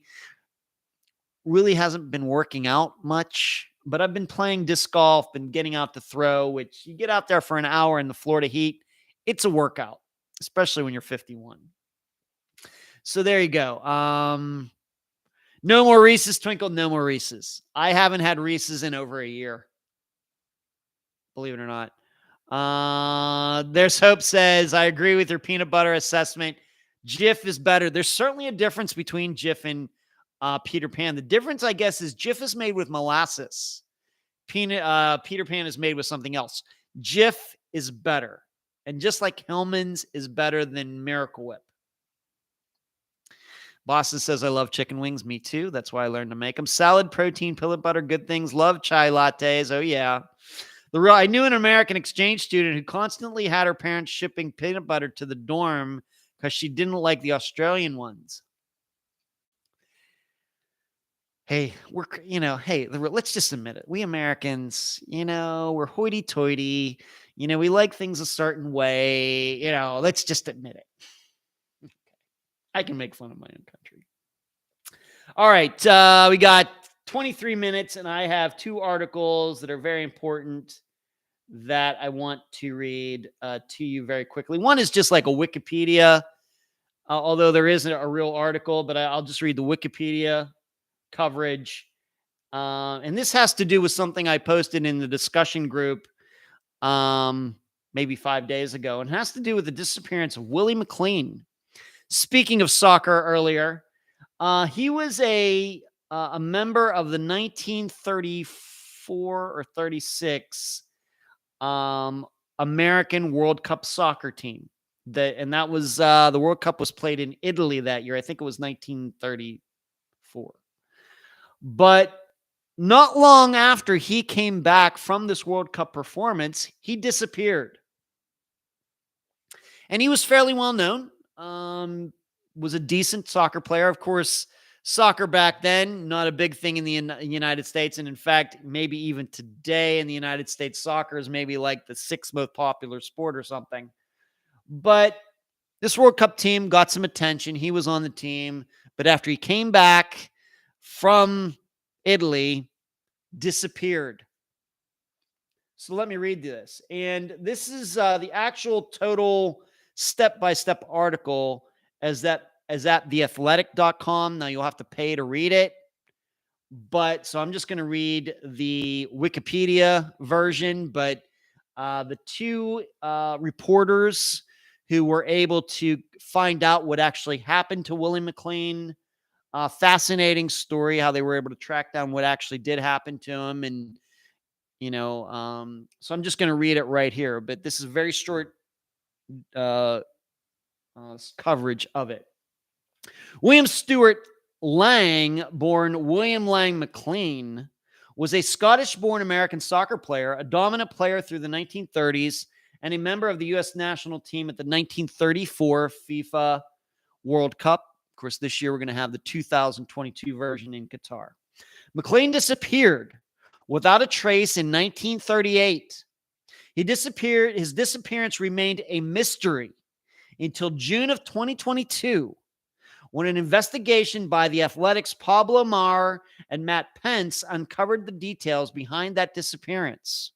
McLean had suffered a nervous breakdown and lived out the last 40 years of his life in a series of public mental health facilities. What they discovered is, after returning to Chicago in 1937, McLean seemed to have kept a low profile. In the summer of 1938, he disappeared, leaving behind his wife Elizabeth and his young daughter. For years, it was assumed that McLean had died. In 1944, Aetna Life Insurance placed an ad in the Midwest Soccer News asking for information about his whereabouts. Despite that effort, McLean was never publicly seen again. But in 2022, the Athletics' Pablo Mar and Matt Pence conducted a 2-year-long investigation into McLean's mysterious disappearance. It turns out that McLean hadn't simply vanished into thin air. After his disappearance, McLean lived first in Chicago and then moved to Davenport, Iowa in 1941. He changed his name to William Stewart Lang to avoid being found, working as a mechanic at a local garage. In 1946, so over 10 years after he was in the World Cup, McLean suffered another nervous breakdown and was institutionalized at the Mount Pleasant Mental Health Institution in Mount Pleasant, Iowa. He remained there for 13 years, undergoing electroconvulsive therapy and a transorbital lobotomy. In 1959, McLean was transferred to Pine Knoll Home in Davenport, a publicly run assisted living facility, where he died on November 6th of 1977. McLean is interred at Cedar Park Cemetery in Calumet Park, Illinois. What a story. What a story. So, and I, this couldn't have been easy, being that it took 2 years and going back, 70 years, for these two reporters to do that. I give them all the credit in the world. That cannot have been a very easy job to do, to try to track that all down. But that's what happened to him. And so he kind of well-known guy, athlete, completely disappeared. Everybody thinks he's dead. And it turns out he lived until 1977. So what does that mean to us? What can we learn from this? Is there anything to learn from this? And I think one of the, how can we use it to compare it to Unfound's disappearances? I think the most important point, as I have in my notes here, is that Willie had mental issues before he ever went missing. So then, of course, it shouldn't surprise us, being that we know that he did live for all these years, that he did end up in a mental institution. And so if we're going to think about disappearances that people have walked off, to really believe that they ended up in some sort of facility like this, I think what it says is they had to have shown really, significant signs of mental health issues before they ever went missing. And if you were to look, deeper into this, he had a lot of things, even going back to before the World Cup. Even though he was on the soccer team and was doing well, there was just something about him that he kept having these issues. So he had these issues for a long time. So when we think about sending to a mental health facility, and I suppose maybe the first disappearance, if you're really, really up on your unfound disappearances, maybe you think of Angela Green first, because that's what her husband said he did to her, even though she never had any signs of having any mental issues. And we all kind of know what we think there. That to think about that, I think we have to put that with people who are having mental health issues beforehand. Now, have we covered a lot of disappearances where people had these mental issues? Certainly we have. I mentioned earlier, Deborah Bowman was one of those people. And I'm talking about mental health issues that are not connected to drug use. Another person we might think about, Renee LaManna. She was certainly having some things, going on with her mentally. Had nothing to do with any sort of addiction to legal or illegal drugs. There was just something going on with her mind. So we might think in those circumstances that maybe Renee did end up in some sort of facility. And now we know these days with HIPAA laws, good luck trying to find any information on that. Maybe we might think about Deborah Bowman as well. And she went missing here in the area. What was it, in the 1990s? So I guess what we're saying is it's at least possible, but it has to be connected to somebody having these problems beforehand. Now, also, though, we have to remember that it would be probably a lot harder to do what this guy did now. To just go to a different city and take on a new identification. It happens, maybe once or twice a year we hear about a story like this. The one that's in my mind from a couple years ago was a girl who went missing in Baltimore. She was like 14 years old, didn't like her home life. She ended up moving all by herself to New York City. She grew up there. She changed her name. She changed her ethnicity. She made herself look like a different ethnic group and pretended to be part of that ethnic group so as to use it as a disguise, I guess you'd say. And she had children.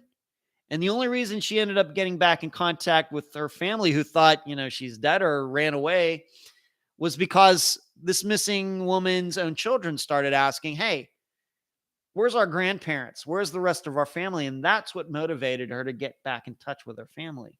So this can be done. But you got to believe you couldn't do it like this guy did it back in the 1930s. So we also have to keep that in mind.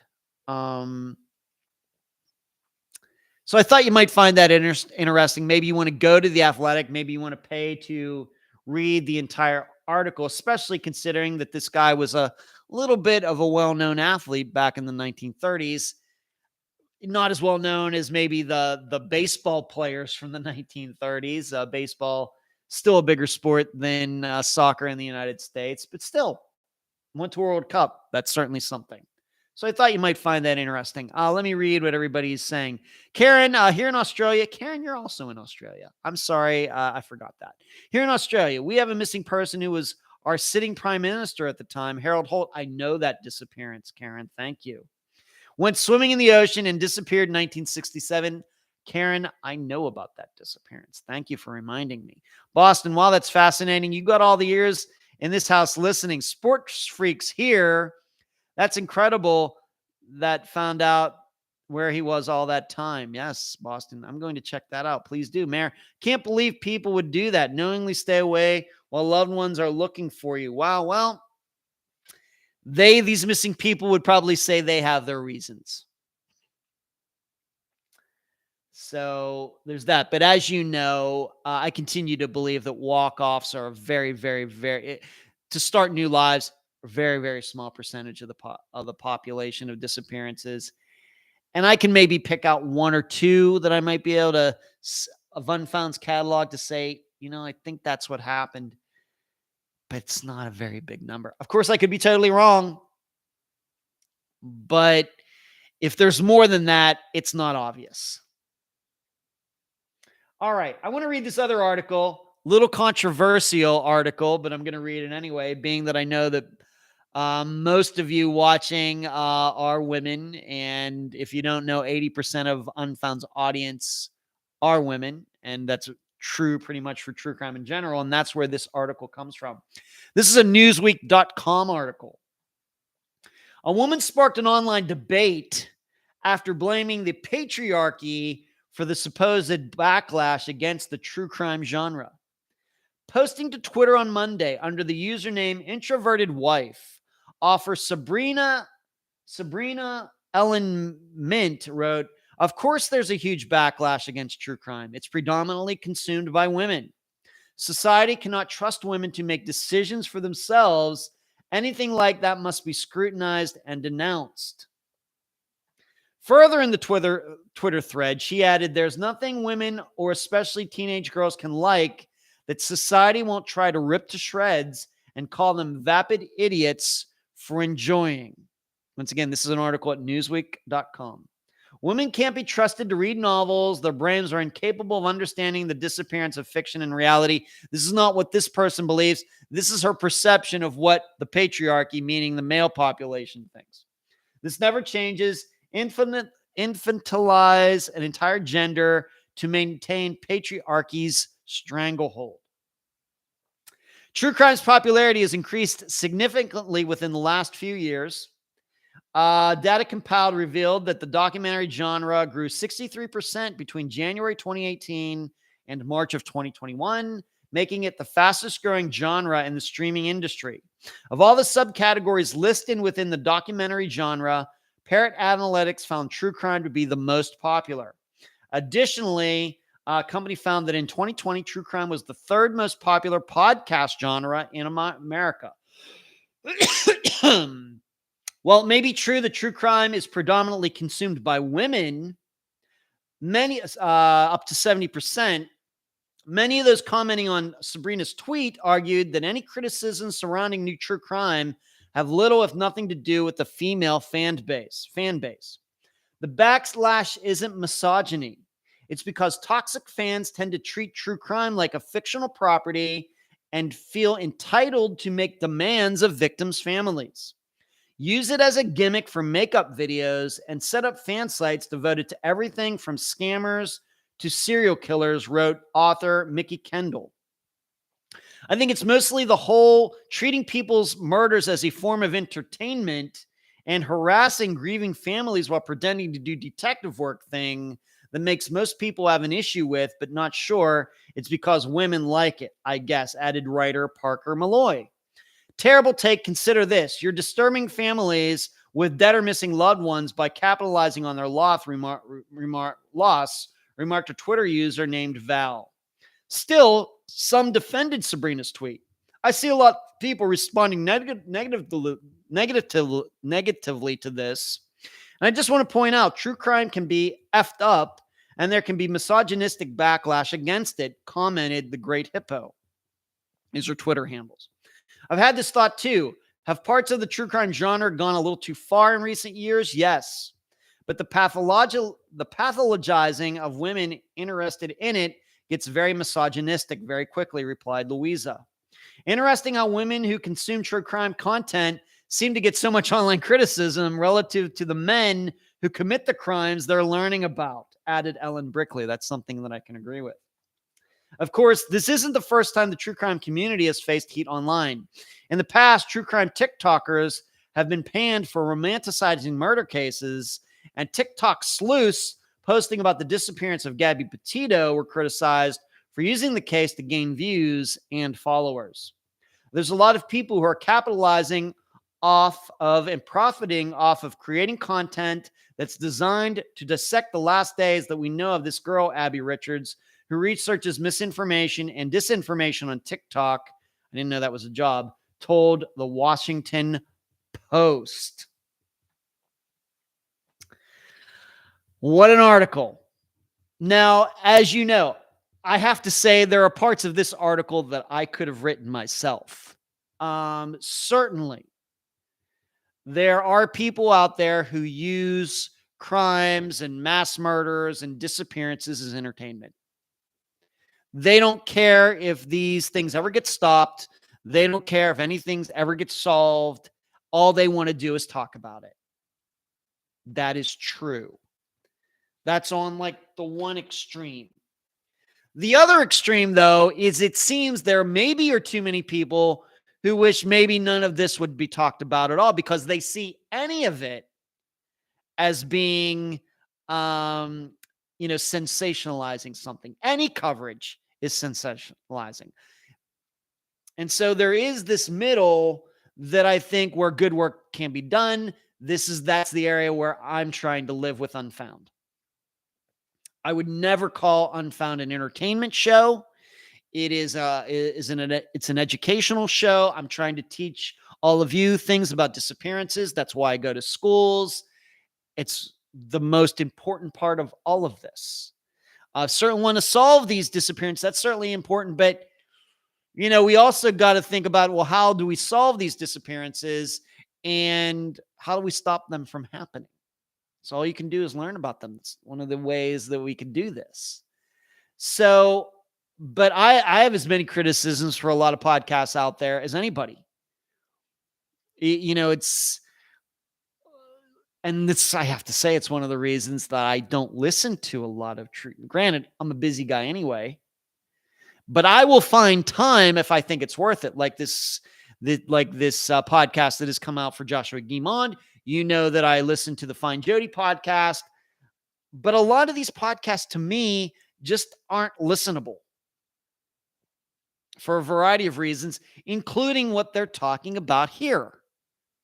You just don't get an idea that really they care if anything happens. They're just going to put it out there. So there's that. So what I would say is true crime podcasting has earned its critics. It's earned it. I think that I'm a part of it. I would not say I'm a part of a part they're necessarily criticizing, but being that I'm in the general, idea of true crime podcasting, we've earned it. We've earned the criticism. We've earned it.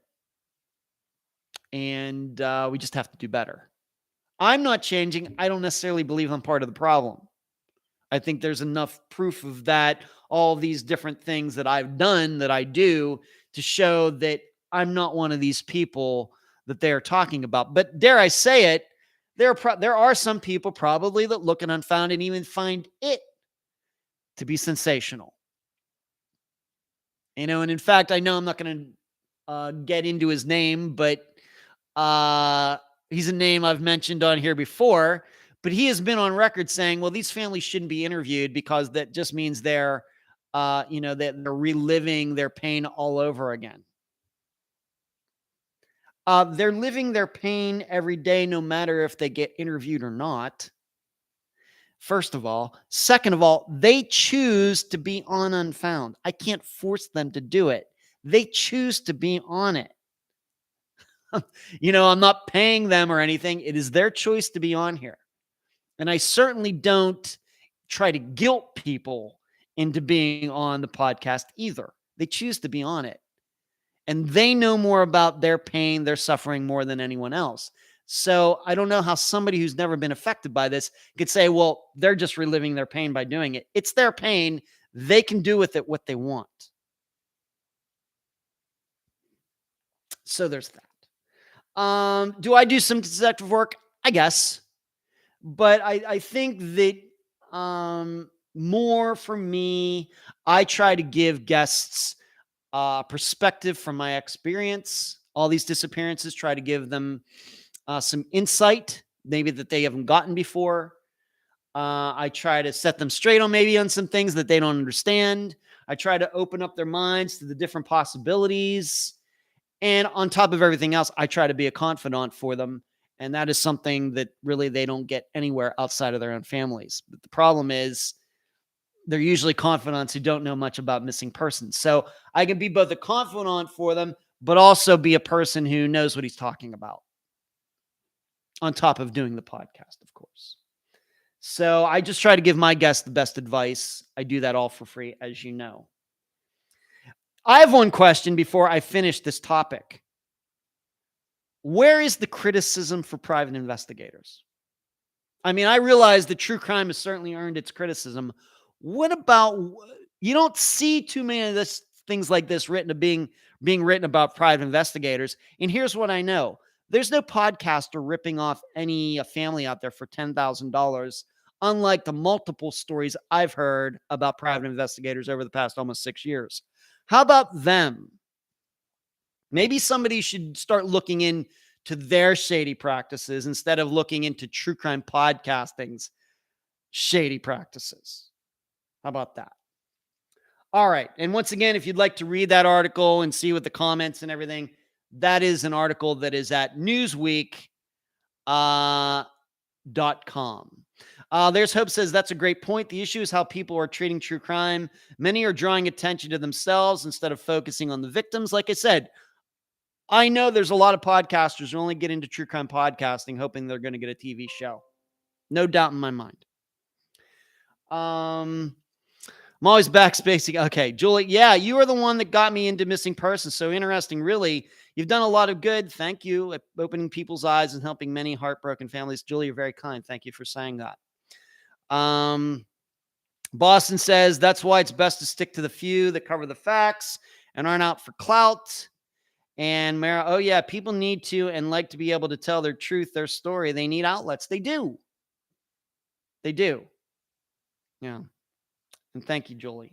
All right. So that's what I have to say about that. Certainly, true crime podcasting has earned its critics, and a lot of its critics are right. All right. I don't think I'm one of those people who's earning it, earning the criticism. But yeah, you have to be self-aware like that. I'm constantly doing reassessing of what we're doing here, my attitude toward the podcast. Am I doing the right thing? Am I being ethical, moral, legal? I just don't know how many podcasters really do that. And, true crime YouTube channels too. I don't know how many really do that. So there you go. All right, this Friday, let's move on to this and we'll be done for tonight. And thank you all for hanging in there for this 2 hours. And thank you for listening if you're catching this in the rerun. We're going to have The Con Man Part 2. I told you when we covered Mary Watkins' disappearance that sometime in the near future we would cover another one of these disappearances that can be connected to James Tolliver. Well, we're going to do that this Friday. That is the disappearance of Jacqueline Cooper. She disappeared on November 12th, 1976, from Modesto, California, of course. Her daughter, Chrissy McDaniel, and her son, Adam Cooper, are the guests. So I interviewed both of them at the same time on Zoom. It came out great. They both did a fantastic job. And like I said, the episode is being called The Con Man Part 2. So it's going to be just like every other episode, even though it's kind of covering the same kind of situation. This is a disappearance that happened 3 years before Mary went missing. The big differences here with Jackie's, though, are that whereas with Mary Watkins, she was a single woman and around James Tolliver's age. Whereas Jackie Cooper was married and was quite a bit younger than James Tolliver. And it seems that he convinced her to do a lot of things that he convinced Mary Watkins to do. So once again, that'll be this Friday, the disappearance of Jackie Cooper. And so it's going to be very interesting, being that we just talked about women being involved in true crime and 80% of Unfound's audience being women. It's going to be very interesting for me to hear all of your comments. This guy, James Tolliver, that was very smooth in getting both single and married women to take a lot of money out of the bank for him. But that'll be this Friday, 2 p.m. Eastern. For all of you members of this channel, you will get yours early on YouTube the day before on Thursday. And that's all I have for tonight regarding this live show for June 20th, 2022. What'd we do? We talked about disc golf, of course, talked about my new smart TV, Father's Day, the Justin Gaines poll, the Dr. Telesco show, the UK company I'm working with, new music for the podcast version of this show is coming up. Talked about the new Joshua Guimond podcast, Simply Vanished, Friends of Missing People, interview with me coming out soon. Talked about the woman from Grand Teton Park, the liar. Talked about this soccer player going missing, and then finished it up with this Newsweek article about women and true crime, and how true crime podcasting in many circles is not seen to be a very moral pursuit. And then I also took a question from Charlotte about my diet, and finished it up with Jackie Cooper this Friday. That is the disappearance we will be covering. So that's all I got. Great show tonight, if I may say so myself. Do not forget to give this video a thumbs up before you leave tonight. And if you are listening to the audio version, give it 5 stars, Go to the YouTube channel, subscribe, join us maybe on Monday nights if you have the time. Thank you all, and thank you for the generous contributions through Super Chat tonight. And I am out of here. Thank you so much. Appreciate all of your viewership, your listenership, all the great comments. Like I said, I'm the luckiest guy in the world. Trust me. Good night.